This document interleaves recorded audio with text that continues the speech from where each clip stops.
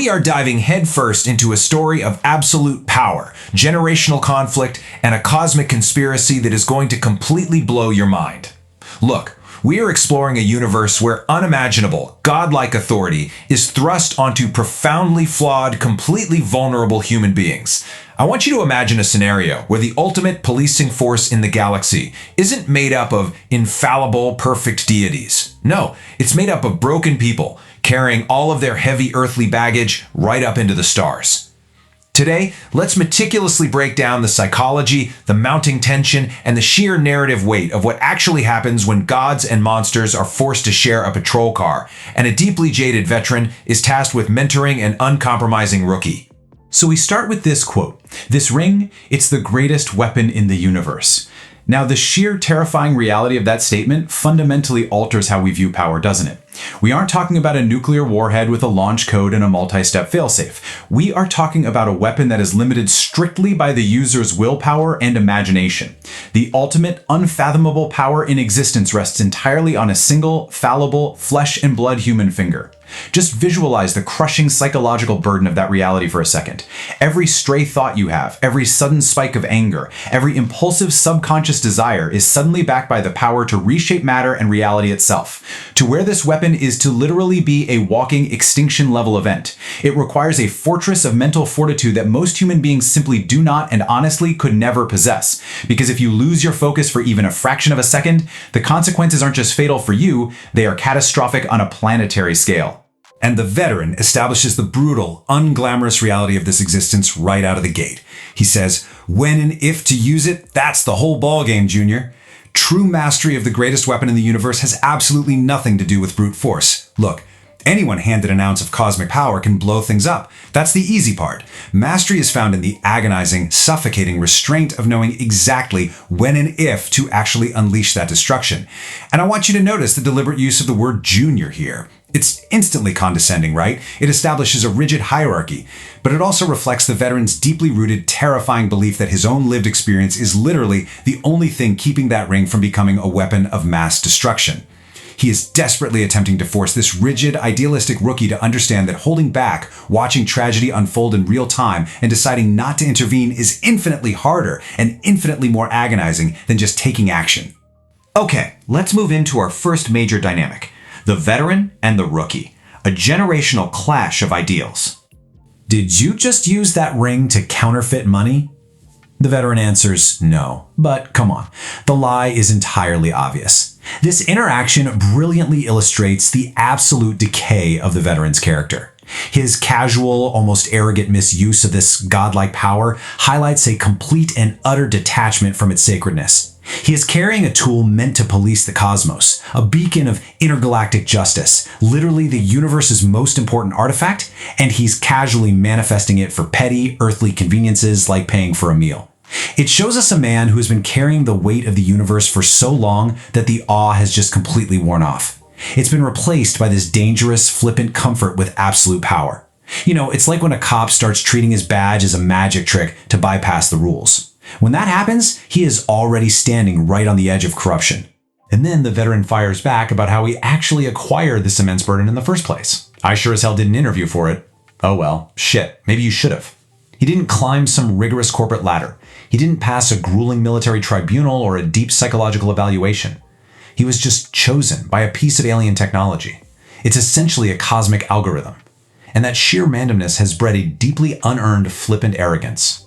He didn't ask for this burden, so he feels entirely justified in treating it however the hell he wants. But really, it's a massive defense mechanism. It's his way of coping with the absurdity of a universe that dropped the ultimate, world-ending weapon into his lap without even asking for his resume. He minimizes the ring's importance because, honestly, acknowledging its true weight would probably crush him. Power like that, shouldn't you have to work for it? Now, this single question forms the unshakable core of the rookie's identity. He represents absolute, uncompromising discipline. He operates on the foundational belief that true authority must be earned through blood, sweat, sacrifice, and rigorous daily dedication. So to a man who has likely spent his entire life working relentlessly for every single thing he has, watching a jaded veteran casually abuse cosmic power is deeply, deeply offensive.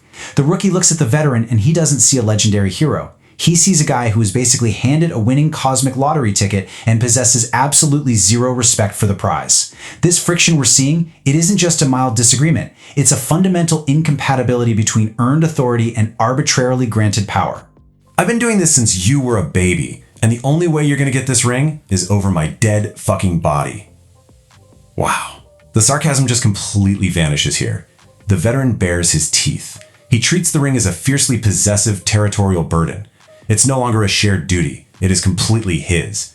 But if we look past that surface level aggression, this intense hostility is heavily masking some really visceral trauma. He knows exactly what this job does to a person's soul. He knows the horrific body count, the moral compromises, the things you can literally never unsee once you patrol the dark edges of the galaxy. So claiming the rookie will only get the weapon over his dead body, yes, it's a direct violent threat, but it's deeply rooted in his acknowledgement of the fatal toll this weapon demands. He's basically hoarding the poison so the rookie doesn't ever have to drink it. And how does the rookie respond?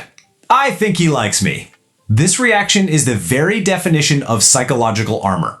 He is utterly unintimidated by the veteran's aggressive, defensive posturing. I mean, think about it. A demigod, a man capable of leveling a city with a mere thought, just delivered a point-blank death threat, and the rookie just brushes it off like dust on his shoulder. In a universe where power is dictated entirely by willpower and mental stability, this quiet, grounded reaction proves his worthiness instantly.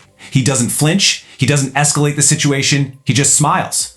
It perfectly establishes that this rookie possesses a mental fortitude that might actually rival the raw power of the ring itself. Let's shift gears now into our next section, a web of lies, navigating the conspiracy. Everybody is lying to us. Now, when you wield the greatest weapon in the universe, you don't just become a soldier, you become a massive, high-value target for manipulation. We're talking cosmic entities, planetary governments, and perhaps even the very ancient beings who designed the weapon in the first place.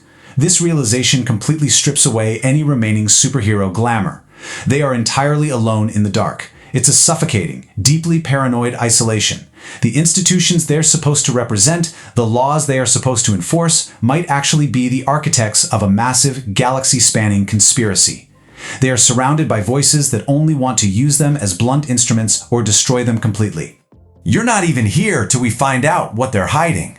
Operating as a ghost, entirely off the grid, presents a terrifying tactical nightmare. They're tasked with exposing a massive, universal-altering cover-up, all while wielding glowing cosmic weapons that make them literally the most visible targets in the galaxy. Every single step they take is fraught with apocalyptic danger. If Central Command is compromised, guess what? There is no backup. There is no cavalry coming to save them over the hill. It completely transforms what could be a standard sci-fi power fantasy into a gritty, deeply paranoid high-stakes thriller. Trust is a luxury they absolutely cannot afford. Which brings us to a massive turning point. The ultimate question. The philosophy of fear.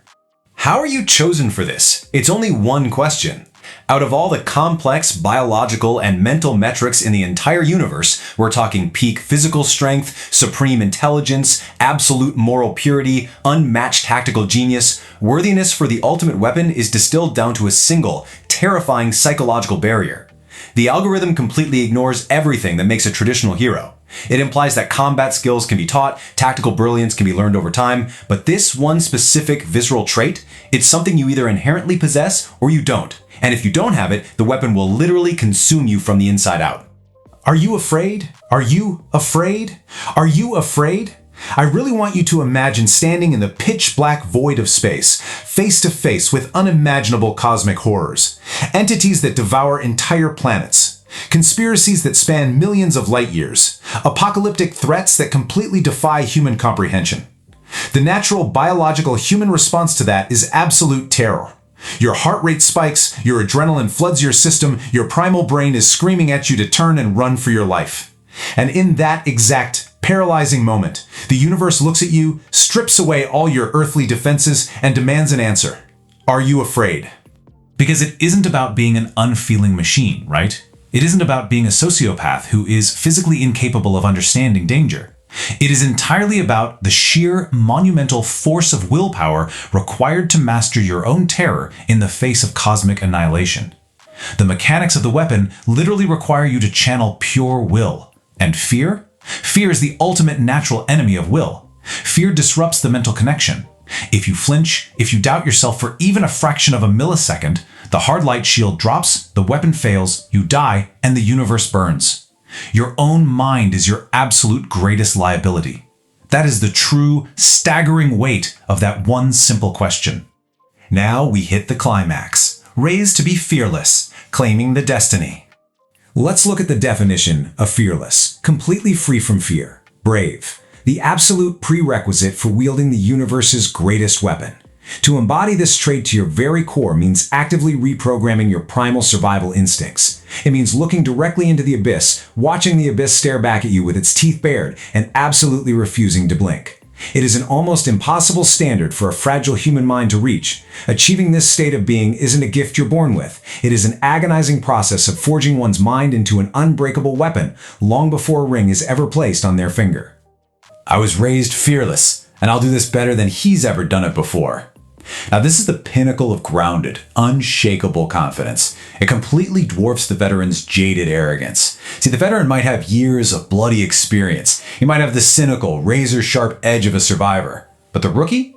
He has the fundamental, unbreakable discipline required to wield absolute power without letting it rot his soul.